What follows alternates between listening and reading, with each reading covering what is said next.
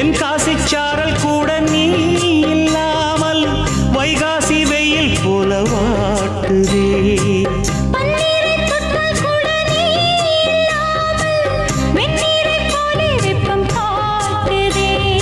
மையளந்த கண்ணும் என் கையளந்த பெண்ணும் மின்சாரம் பாய்ச்சுமா. கல்லிருக்கும் கிண்ணம் என்னுள் இருக்கும் வண்ணம் உன் பார்வை பார்க்குமா. பக்கம் வா பள்ளி பாடம் சொல்லவா. அப்பப்பா தப்பப்பா இது முதலிரவா. சொல்லவா ஒரு காதல் கதை.